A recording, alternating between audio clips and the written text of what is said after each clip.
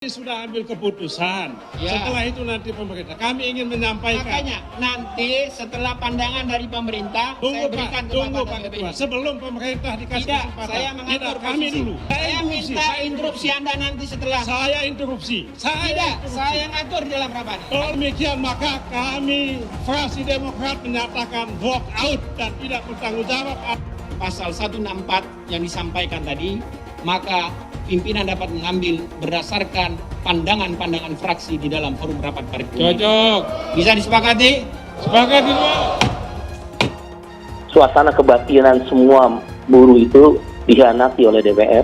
Kalau yakin, pemerintah yakin tidak undang-undang ini pro publik, pro rakyat, ngapa mesti takut? Ngapa umpet-umpet? Kayak main petak umpet aja. Ada apa sebetulnya kok cepat-cepat kayak pencuri datang di malam hari gelap aja ya kan? Jangan terlalu pesimis. Setiap undang-undang apapun yang dibuat itu selalu ada yang menolak, selalu ada yang setuju, gitu kan?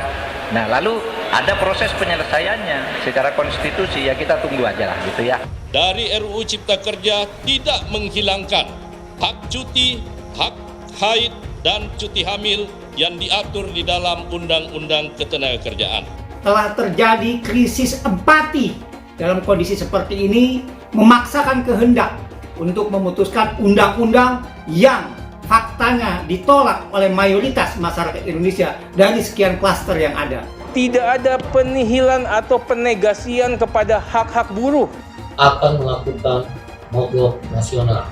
Sebagaimana yang telah kami sampaikan, insya Allah dengan izin Allah dan dengan niat yang tulus, yaitu dalam bentuk unjuk rasa serempak menghimbau kepada seluruh buruh yang diperkirakan 2 juta buruh di 25 provinsi, lebih di 150 kabupaten kota, atau 10.000, hampir 10.000 perusahaan yang akan bergabung dalam unjuk rasa serempak. Mari kita berdoa kepada Allah, Tuhan yang Maha Kuasa. Semoga Allah meridhai perjuangan kaum buruh untuk menolak Omnibus Law, khususnya klaster ketenagakerjaan. Rencana unjuk rasa yang akan dilakukan di depan DPR, saya tegaskan lagi bahwa Polda Metro Jaya tidak mengeluarkan izin keramaian atau STTP. Kegiatan ini bisa mengakibatkan satu klaster baru lagi penyebaran COVID-19. Ada 9.236 personil kita turunkan, ya, sewilayah hukum Polda Metro Jaya secara gabungan antara TNI, Polri dan juga pemerintah daerah. Lah kok minta seperti Pak Jokowi mundur, Pak Jokowi tidak berhasil. Mengapa saya sebut beliau? Ya itu presiden kita. Kenapa kita dijelekan?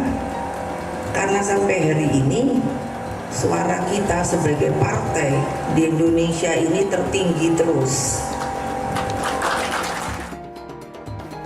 Pak Jokowi turun, resign secara sukarela, dan ternyata Pak Jokowi tidak punya kompetensi menjadi presiden Indonesia. Hasil pembangunan politik di masa Pak Jokowi telah memecah belah persatuan dan kesatuan bangsa Indonesia. Lebih 5 tahun untuk melakukan perubahan, perbaikan, tapi kenyataannya kan gagal. Kita memang nggak siap menerima orang kayak Pak Jokowi. Karena ya kok tampangnya itu nggak kuat gitu loh. Jokowi ini kelihatan kerakyatan, tapi mazhab ekonominya itu liberal. Wajahnya kerakyatan, tapi isinya itu sangat liberal, kapitalistik. Jokowi itu tidak pernah berpidato kepada rakyat Indonesia yang menyatukan rakyat. Pak Jokowi gagal di dalam menciptakan clean government. Pak Ali kan harus tahu, presiden kita ini kan juga nggak berpengalaman amat. Ini adalah kegagalan dari pemerintahan Joko Widodo. Itu nyata sekali saya kira. Sekarang ini Pak Jokowi dan Pak Ma'ruf bahwa kemenangan mereka itu cacat secara hukum. Divisi yang sangat gampang berubah. Tidak tahu bahwa bagaimana Pak Harto hanya hitungan hari dia bisa berbelok menjadi melawan Pak Harto dan rakyat semakin berat ekonominya sehingga terjadi kekeringan keuangan yang butuh uang besar sekali dan di saat itu juga saya pikir dampak ekonomi global dari corona ini sudah mencapai puncaknya. Cukup besar di luar Jiwasraya dan Asabri, 33 triliun, reksadana dan lain-lain total itu hampir 150 triliun atau 10 billion dollar. Jadi kayak petinju kita udah kebanyakan utang, dikena jab gagal bayar. ya terjadi sesuatu yang kita tidak bisa harapkan. Persoalan sosial, akhirnya Soeharto jatuh. Itu saya menilai pertahanan Indonesia terlalu lemah, jauh dari yang diharapkan. Jadi bukan saya tidak percaya, saya ini TNI Pak, saya pertaruhkan nyawa di TNI, saya lebih TNI dari banyak TNI. Akhirnya harga barang di dalam negeri akan ikut naik, harga nggak bisa dikendalikan, akhirnya pemerintahnya juga akan jatuh. Yang penting, dalam situasi seperti ini, jangan ada yang berpolemik dan jangan ada yang membuat kegaduhan-kegaduhan. Hai teman-teman, saya mau memperlihatkan transaksi saya hari ini lakukan trading di eToro. Ini bukti transaksi saya untung $4.500 US, itu sekitar 68 juta rupiah. Semua keuntungan bisa saya dapatkan dengan fasilitas copy trading di eToro. Kalau saya bisa, kalian juga bisa guys. Oke, itu yang mau saya tunjukkan. Like video ini sekarang juga dan gunakan link di kolom deskripsi, maka kalian berhak dapat bonus kalian. Promo ini ada masa waktunya, jadi jangan ketinggalan. Bukan cuma itu saja, transaksi tidak dikenakan fee, baik itu investasi saham, trading forex, komoditas, bitcoin, dan lainnya. Kalian bisa melakukan transaksi berapa kali pun atau unlimited trading. Dan tidak ada fee sama sekali. Jika transaksi di tempat lain sudah berapa fee-nya. Setelah nonton video ini, ayo bergabung dengan eToro hari ini, gratis dan tidak ada minimal deposit. Pastikan kalian menggunakan link di kolom deskripsi untuk mendapatkan welcome bonus. Kalian bisa menggunakan bonus $100.000 di akun virtual untuk latihan. Bukan cuma itu, kalian akan dapat kelas trading online gratis senilai 3 juta rupiah atau $200 jika kalian deposit di bulan ini. Selamat menonton guys, enjoy! Hai semua, dengan saya Jonas Leong. Terima kasih banyak buat kalian, penonton setia yang selalu menonton di channel ini. Saya secara personal sangat menghargai waktu kalian. Dan saya sudah menganggap kalian sebagai family karena kalian selalu support di channel ini. Bagi kalian yang selalu menuliskan opini kalian di kolom komen, saya baca komen kalian satu persatu. Saya baca komen kalian untuk mengetahui opini kalian, tanggapan kalian, dan masukan kalian sangat berguna untuk video selanjutnya. Terima kasih banyak buat kalian yang selalu menekan tombol like di awal video. Video seperti ini membutuhkan waktu dan juga research. Dan ini semua gratis untuk kalian. Jadi pastikan kalian menekan tombol like-nya, supaya saya mengetahui kalian menyukai konten yang saya bagikan. Ada apa sebetulnya kok cepat-cepat kayak itu yang saya bilang, kayak pencuri datang di malam hari gelap aja ya kan? Petir datang di siang hari bolong gitu loh, kok tiba-tiba nggak ada ujung pangkal. Pembahasan tidak mendalam, agenda semula tanggal 8, dimajukan cepat-cepat tanggal 5, ada apa?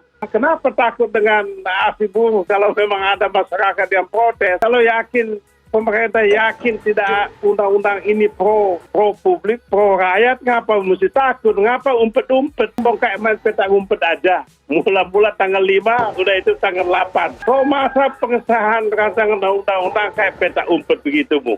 Ini kan aneh. Ya, ada beberapa pasal yang sangat tidak menguntungkan pekerja, tidak balance, ya, hanya mengutamakan pengusaha. Ya, saya kasih contoh. Ya, tentang undang-undang existing itu kan 32 kali, lalu dipotong menjadi 25 kali. Tapi 25 kali itu 16-nya ditanggung oleh pengusaha, sisanya itu 9 kali ditanggung oleh pemerintah. Pemerintah lagi kesulitan uang, sekarang lagi kesulitan. Lalu pemerintah mencoba untuk melalui skema asuransi, skema premi. Yang bayar nanti pemerintah juga, negara juga. Apa pemerintah sanggup?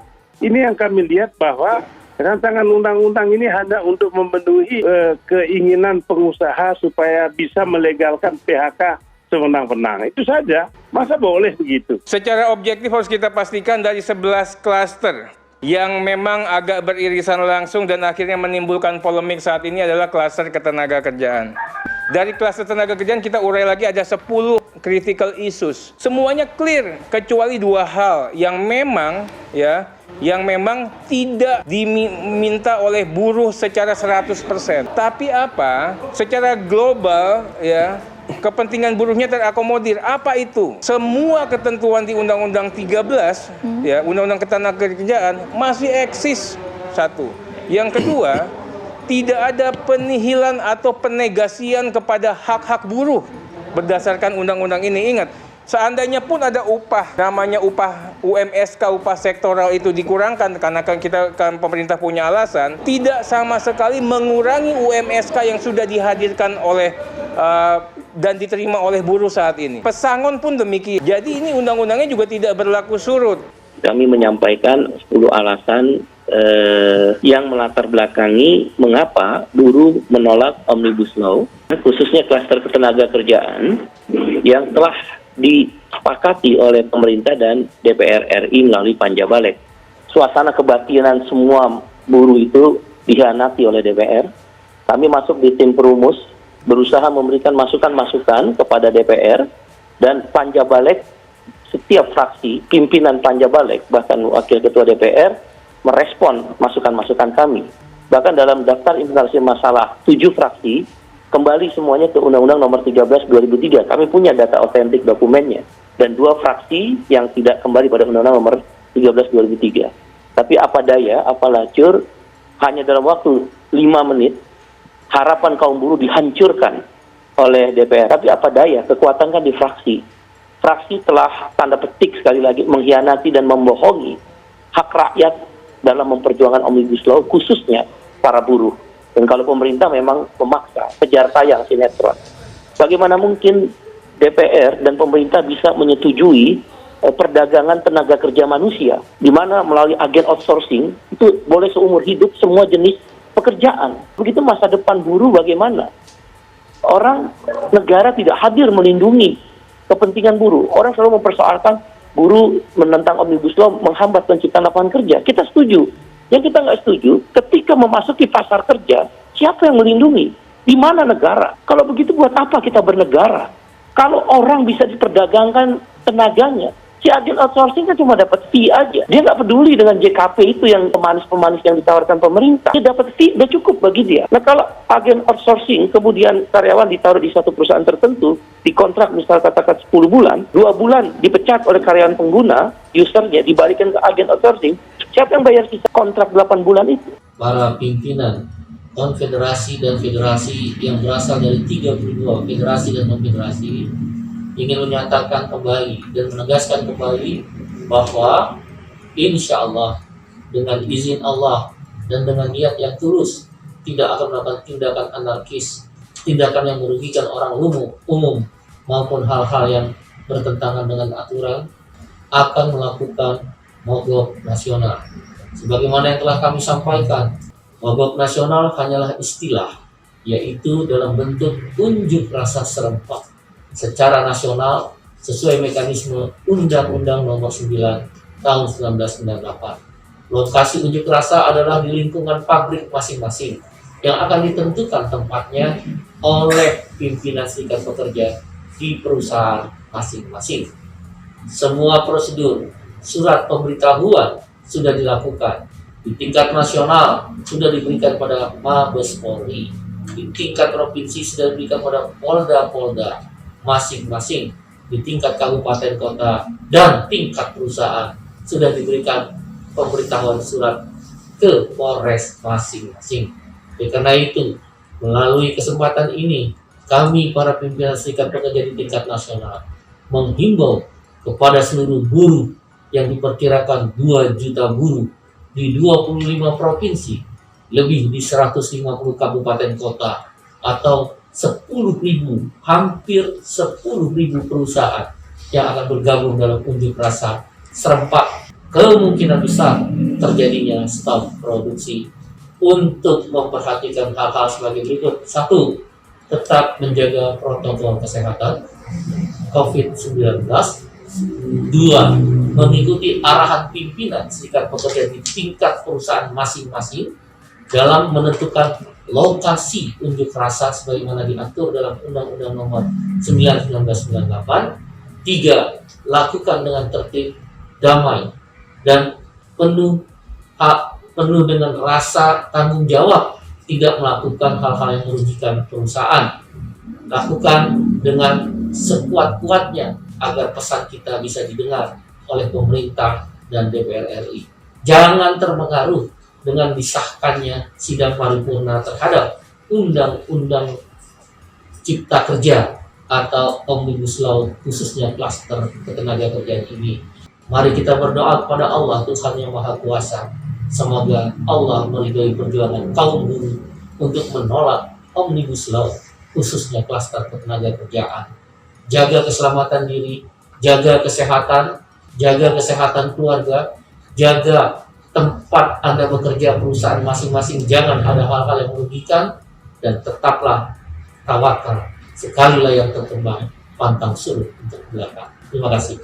Kami mengatakan di Republik Indonesia ini, di DPR RI khususnya dan pemerintah, telah terjadi krisis moral, telah terjadi krisis empati.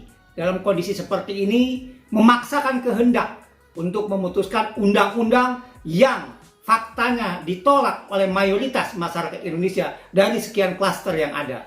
Untuk kegiatan adanya rencana unjuk rasa yang akan dilakukan di depan DPR, dari semua izin keramaian yang atau izin pemberitahuan kepada Polda Metro Jaya, saya tegaskan lagi bahwa Polda Metro Jaya tidak mengeluarkan izin keramaian atau STTP untuk kegiatan ini, karena kita ketahui bersama bahwa Jakarta Raya atau wilayah Polda Metro Jaya ini sudah betul-betul memang zona merah yang dimana penyebaran COVID ini cukup tinggi. Kita mengharapkan teman-teman para serikat buruh, serikat pekerja dan teman-teman buruh lainnya untuk bisa mengerti bahwa kegiatan ini bisa mengakibatkan pembentukan satu klaster-klaster baru lagi penyebaran COVID-19. Makanya kita mengharapkan tidak usah turun, ya, tidak usah lagi berkumpul ramai. Mari kita taati aturan protokol kesehatan yang ada. Salah satunya adalah menghindari adanya kerumunan, ya, karena ini bisa membuat klaster-klaster baru lagi nantinya. Ya, itu harapan kami. Kami sudah menghimbau secara preemptif kita lakukan sampai ke seluruh 3 pilar di wilayah turun. Kapolres juga sudah turun semuanya untuk menyampaikan himbauan-himbauan kepada teman-teman semuanya, dan alhamdulillah sampai dengan siang ini semuanya kondusif dan tidak ada yang turun, walaupun ada beberapa titik yang mencoba untuk turun. Setelah kita memberikan himbauan kepada mereka semua secara persuasif humanis, mereka mengurungkan niatnya untuk datang ke DPR ini. Nah, ini kita mengharapkan sampai dengan tanggal 8 nanti tidak ada yang turun ke DPR. Itu harapan daripada kami. Tetapi dengan kesiapan tetap kita mengantisipasi. Polda Metro Jaya bersama TNI dan juga pemerintah provinsi dalam ini Satpol PP dan Perhubungan, kita sudah siapkan petugas di sini untuk mengamankan semua titik-titik yang kita anggap memang menjadi jalurnya titik-titik yang krusial. Ada 9.236 personil kita perlukan, ya, sewilayah hukum Polda Metro Jaya secara gabungan antara TNI, Polri dan juga pemerintah daerah. Sudah ambil keputusan. Ya. Setelah itu nanti pemerintah. Kami ingin menyampaikan. Makanya nanti setelah pandangan dari pemerintah, saya berikan tunggu Pak Ketua. Sebelum pemerintah dikasih kesempatan. Saya mengatur kami posisi. dulu. Tidak, kami dulu. Kami persilakan kepada pemerintah. Tolong Pak Ketua. Pak Beni. Baca pasal ini. Baca ini. Saya baca. Pak Beni pakai yang lama itu. Pak Ketua. Ada ini TV. Pak Beni, saya minta Anda nanti bisa dikeluarkan dari ruang paripurna. Kalau Anda tidak mengikuti aturan mekanisme. Dengarkan ini. Saya minta interupsi Anda nanti setelah. Saya interupsi. Tidak, saya yang atur di dalam rapat ini. Tolong saya diinterupsi. Baik, Bapak Ibu sekalian. Pak Ketua. Interupsi akan kita terima setelah pandangan dari pemerintah. Pak Ketua, sebelum pemerintah yang sangat saya banggakan dan hormati, tolong kami dikasih kesempatan. Saya sudah 1 menit. Tidak, Pak Beni. Saya yang atur dalam kesempatan ini. 1 menit. Tidak. 1 menit. Persilakan kepada pemerintah untuk menyampaikan pandangan. Nanti setelah pemerintah baru. Kalau demikian maka kami fraksi Demokrat menyatakan walk out dan tidak bertanggung jawab. Sehingga berdasarkan mekanisme tata tertib pasal 312 dan 313 mengacu kepada pasal 164 yang disampaikan tadi, maka pimpinan dapat mengambil berdasarkan pandangan-pandangan fraksi di dalam forum rapat paripurna. Cocok. Bisa disepakati? Sepakati. Dengan banyaknya aturan dan regulasi atau hiperregulasi, kita memerlukan penyederhanaan, sinkronisasi, dan pemangkasan regulasi. Dan untuk itulah diperlukan Undang-Undang Cipta Kerja yang mengubah atau merevisi beberapa undang-undang yang menghambat pencapaian tujuan dan penciptaan lapangan kerja. Undang-undang tersebut sekaligus sebagai instrumen dan penyederhanaan serta peningkatan efektivitas birokrasi. Alhamdulillah dalam sidang yang terhormat, sore hari ini undang-undang tersebut diketok oleh anggota Dewan dan pimpinan yang terhormat. Bayangkan, banyak katanya ada orang sementara yang tidak suka dengan pemerintahan yang ada sekarang. Padahal berkali-kali saya ingin mengatakan pemerintahan ini pemilunya, pilkadanya langsung, bukan dulu seperti kita diputuskan hanya oleh MPR. Tolong diingat, lah kok minta seperti Pak Jokowi mundur, Pak Jokowi tidak berhasil. Mengapa saya sebut beliau? Ya itu presiden kita, kepala negara kita. Kebetulan PDI Perjuangan yang dari awal sampai sekarang mengusung beliau. Kan kita itu dari mekanisme ada pengusung, ada pendukung loh. Kadang seringkali dibaurkan. Saya bilang salah. Ada pengusung, kita pengusungnya. Pendukung silakan, beberapa partai begitu. Nah, seperti kita kan juga kalau dilihat tadi adanya hanya kita pendukung, bukan pengusung. Karena itu kan tergantung dari kursi pendapatan kursi DPR. Yang dari sisi persentase berapa dapat, ini boleh ngusung sendiri begitu. Kita seperti Jawa Tengah, seperti Bali, makanya kita bisa ngusung sendiri karena DPRD-nya itu betul-betul sangat bagus, bisa. Apa artinya DPRD? Artinya rakyat percaya kepada kita. Hai teman-teman, kalian sudah membuka akun untuk melakukan investasi atau trading? Jika belum, membuka rekening di eToro gratis loh. Bahkan cuma butuh 5 menit saja. Cepat dan simple. Dan semua bisa dilakukan secara online. Sampai saat ini ketika kita mau melakukan investasi saham atau trading forex, kita masih menggunakan cara yang kuno. Seperti kita menelpon banker atau broker yang melakukan atau mengeksekusi transaksi kita. Tapi apakah kalian tahu di eToro kita membeli saham atau forex, kita cuma login, lalu memilih apa yang kita mau, lalu masukin angka berapa banyak yang ingin kita beli, lalu tinggal klik. Sesimpel itu. Sampai saat ini kita bingung mau investasi saham luar negeri, trading forex, komoditas, dan cryptocurrency di mana tepatnya. Kita bisa transaksi semua trading ini di eToro. eToro merupakan one-stop shopping. Sampai saat ini kita membayar fee di setiap transaksi kepada banker atau broker. Setiap kita melakukan transaksi jual beli, biasanya kita dipotong fee oleh platform kita. Kalau dalam 1 bulan kalian melakukan transaksi 1 kali, mungkin tidak terasa. Coba kalian melakukan trading sebanyak 100 kali. Sudah berapa fee-nya? Misalnya kalian membeli saham Google dengan fee per transaksi $10. Jika kalian membeli saham Google 10 kali, maka fee transaksi sudah $100. Belum lagi kita akan dikenakan fee ketika kita menjual saham itu. Itulah sebabnya saya memilih eToro, karena tidak ada fee sama sekali. Saya ulangi, di eToro tidak ada fee sama sekali ketika kalian melakukan transaksi. Dan yang kedua, kalian bisa melakukan unlimited trading atau trading sebanyak apapun. Ya, kalian bisa melakukan trading 10 kali, 100 kali, 1000 kali dalam sehari tanpa dikenakan fee. Jadi berapa banyak uang yang kita hemat dari fee saja. Sampai saat ini ketika uang dana kita dikelola oleh manajer keuangan, terkadang kita tidak diberitahu ketika akan melakukan transaksi. Bahkan investasi kita dipotong biaya.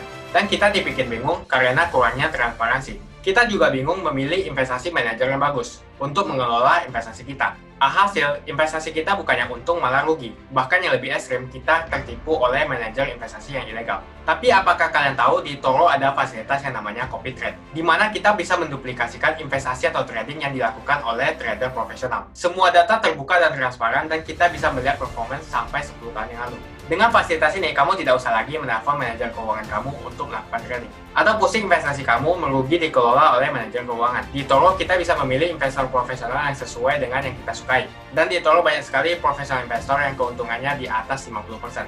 Bulan ini saya profit 140%. Jika kalian ingin profit seperti saya, kalian tinggal menggunakan fasilitas copy trade. Jadi ketika saya profit, maka otomatis kalian akan mendapatkan profit. Mau beli saham Google, 1 unitnya mahal. Di eToro kalian bisa beli di bawah 1 unit atau pecahan unit. Contohnya kita membeli saham Google dengan hanya $50 saja, yaitu 0,02 unit. Di platform lain, kalian diwajibkan untuk membeli minimal 1 unit atau $1.500 untuk saham Google. Dengan $50 atau Rp700.000 saja, kalian sudah bisa memiliki saham Google. Menarik bukan? Saya sudah lama menggunakan eToro dan minggu ini saya profit 140%. Jadi bergabunglah dengan eToro dan mulai profit hari ini. Jadi apa yang kalian tunggu, mendingan kalian cobain sendiri aja deh. Tutorial bisa kalian cek di kolom deskripsi dan kalian harus menggunakan link di kolom deskripsi untuk mendapatkan welcome bonus. Jika tidak, maka tidak akan mendapatkan bonus. Dan gunakan bonus $100.000 di akun virtual Anda untuk mengenal lebih jauh tentang eToro atau bisa digunakan untuk latihan. Bukan cuma itu, kalian akan dapatkan kelas trading gratis yang nilainya 3 juta rupiah jika kalian deposit di bulan ini. Makasih banyak buat kalian yang nggak skip dan nonton video ini sampai habis. Saya secara personal sangat menghargai waktu kalian. Makasih banyak buat kalian yang sudah tekan tombol subscribe dan makasih banyak buat kalian yang sudah tekan tombol loncengnya. Jangan lupa bagikan informasi ini ke teman atau family Anda. Mungkin teman atau family Anda membutuhkan investasi ini. Oke guys, sekian dulu dari saya. Jangan lupa follow Instagram saya di @johannesleongofficial untuk kata-kata motivasi setiap harinya. Bagi kalian yang termotivasi nonton video ini, ayo like video ini dan subscribe di channel ini. Dan buat kalian yang sudah subscribe di channel ini, jangan lupa tekan tombol loncengnya supaya kalian mendapatkan notifikasi setiap kali saya upload video. Saya menggunakan eToro untuk melakukan investasi. eToro merupakan broker multi aset di mana Anda dapat berinvestasi pada pasar keuangan global, seperti di saham, komoditas, forex, cryptocurrency, atau di ETF. eToro juga dikenal dengan social trading platform, di mana Anda bisa mengcopy transaksi dari trader profesional, sehingga cocok sekali bagi Anda yang sibuk atau tidak memiliki keahlian untuk trading atau berinvestasi sendiri. Misalnya Dave menggunakan eToro untuk menduplikasi aktivitas trading Steve. Jika Steve untung, maka Dave juga untung. Mau untung seperti Steve?